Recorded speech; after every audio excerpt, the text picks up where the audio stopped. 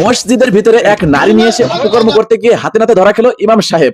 ইমাম সাহেব কে হয়? ইমাম সাহেব হলো একটা পাড়া বা মহল্লার একজন গার্জিয়ান। সে যদি এই ধরনের অপকর্ম করে তাহলে আমরা কার পিছনে নামাজ পড়বো, আমরা কাকে গার্জিয়ান হিসেবে মানবো? এই হলো আমাদের বর্তমান সমাজের অবস্থা।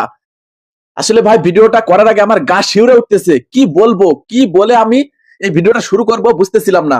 আসলে সমাজটা কোথায় গিয়ে দাঁড়াচ্ছে? মসজিদের ভিতরে এক নারীকে নিয়ে এসে অপকর্ম করতেছে এই ইমাম সাহেব। আপনারা ভিডিওটা বেশি বেশি শেয়ার করে দিবেন এবং এই ইমামকে যেন দৃষ্টান্তমূলক শাস্তি দেওয়া হয়, আমি সেই প্রতিবাদ জানাচ্ছি। আপনারাও আপনার জায়গা থেকে প্রতিবাদ জানান। এটা কোন ধরনের কাজ আমি বুঝতেছি না। এই রমজান মাসে এটা কেমনে করলো? তার বিবেক বুদ্ধি সবকিছু হারিয়ে ফেলেছে। যে একটা নারীর কাছে মসজিদের ভিতরে এসে অপকর্ম করতেছে নারীকে নিয়ে। আসলে ভাই আমি কি বলবো, আমি বলার ভাষা হারিয়ে ফেলতেছি। ভিডিওটা শেয়ার করে ঝড়ের গতিতে সবাইকে দেখার সুযোগ করে দিন।